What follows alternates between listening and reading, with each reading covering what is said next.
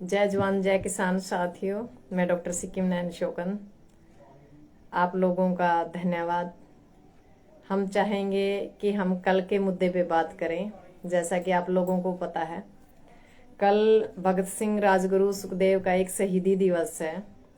हमारे देश के वो युवा जो छोटी छोटी उम्र में अपनी जिंदगी को समाज के नाम उन लोगों ने दे दिया, पर हम लोग क्या दे पाए उस पर विचार करना चाहिए।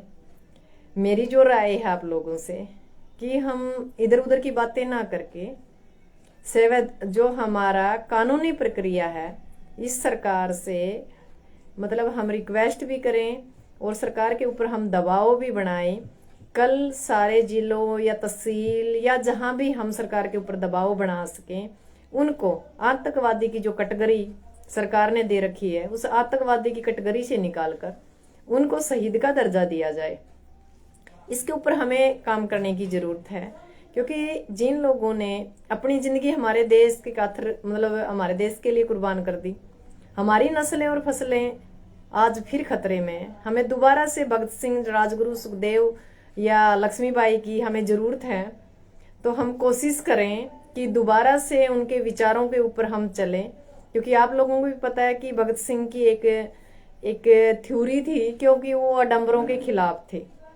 और आज भी हमारे समाज में कुछ लोग आडंबरों की तरफ घूम फिर के इस देश की जो सिस्टम है उसको खराब करने की तरफ ज्यादा ध्यान है तुले हुए हैं।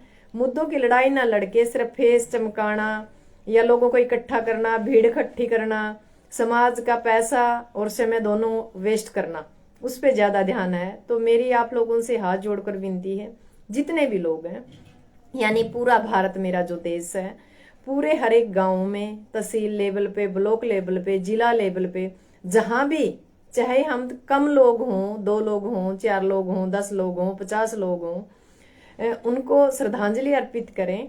और श्रद्धांजलि अर्पित करके उनके पद चिन्हों पर चलने का एक अपने आप से अपने आप को एक वचन दें, और इस देश की रक्षा की भी अपने आप को वचन दे कि हम तिरंगा के लिए अपने देश को पहले नंबर पे रखेंगे। अपना घर, परिवार, समाज सब कुछ 2 नंबर पे हो, तभी हम देश को बचा पाएंगे। आप लोगों को पता है कि हमारे देश के हालात कैसे हैं। नस्लें और फसलें दोनों दाव पे लगी हैं, और नस्लें और फसलों को हम तभी बचा सकते हैं जब हम भगत सिंह, राजगुरु सुखदेव के विचारों के ऊपर चल के, उनके पद चिन्हों पे चल के उस चीज को उस मंजिल तक पहुंचाए। मैं दोबारा से कहती हूँ, जो भगत सिंह ने सपना देखा था, जिस भगत सिंह ने अपने प्राणों को निछावर कर दिया इस भारत देश के ऊपर, उनके जो सपनों का भारत है हमें दोबारा बनाना पड़ेगा। क्योंकि उन्होंने कहा था एक आजादी मिल चुकी है, पर एक आर्थिक आजादी के लिए दोबारा लड़ाई हमें लड़नी पड़ेगी आजादी की। तो हम आर्थिक लड़ाई के लिए लड़ रहे हैं दोबारा से। तो हम बड़े खुशनसीब लोग हैं कि हम पहले आजादी की लड़ाई पता नहीं लड़ पाए ना लड़ पाए, पर आजादी की जो दूसरी लड़ाई है उसमें हम भागीदार हैं। कहीं ना कहीं हम भी एक चिड़िया का काम कर रहे हैं। और मैं चाहती हूँ मेरे समाज के जितने भी लोग हैं जो भगत सिंह के विचारों से प्रेरित है, जो भगत सिंह के विचारों पर काम करना चाहते हैं, वो लोग आगे आएं और इस विचारधारा को आगे बढ़ाएं, ताकि हर घर से एक भगत सिंह और एक राजगुरु, एक सुखदेव निकले, ताकि जो हमारा देश आरएसएस के और गलत लोगों के हाथों में चला गया है उनसे निकालने के लिए हमें दोबारा से आजादी की लड़ाई लड़नी पड़ेगी। तो मैं आप लोगों से निवेदन करती हूँ और हाथ जोड़ के विनती करती हूँ कि हो सके तो दोबारा से उस आजादी की लड़ाई को धरातल पर लेके आइए, और भगत सिंह के जो सपनों का भारत है उसको बनाने में खुद भी सहयोग कीजिए, उसमें अपनी आहुति डालिए, और हम भी अपनी आहुति डालेंगे। और हम भी कल उचाना तहसील पर, हमारे जो उचाना तहसील है, लगातार 105 दिन से हम धरना लगाए हुए हैं। जो हमारे आसपास की जो मुद्दे हैं उनके ऊपर हम लड़ रहे हैं। दिल्ली का जो संयुक्त मोर्चा है उसकी जो मांगे है उसके ऊपर लड़ रहे हैं।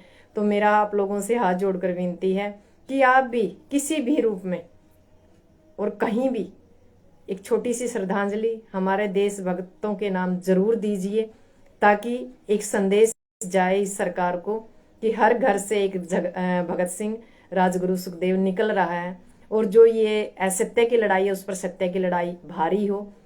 और आप लोग ज्यादा से ज्यादा लोग इकट्ठे होके अपने पार्कों में, अपने चौकों पे, अपने ब्लॉकों पे, अपने गांवों पे श्रद्धांजलि दीजिए, ताकि जो हमारी आने वाली नस्लें हैं वो इनको जाने, इनको पहचाने, ये कौन लोग हैं जिनको हम श्रद्धांजलि दे रहे, क्योंकि कुछ दिन पहले तक, यानी लगभग यही मानो कि 2.5-3 साल पहले हम भी बस एक फॉर्मेलिटी ही थी, भी कहीं स्कूल में गए, कहीं प्रोग्राम में गए, श्रद्धांजलि अर्पित की, मतलब हाथ जोड़े, नमस्कार किया, दैट्स ऑल।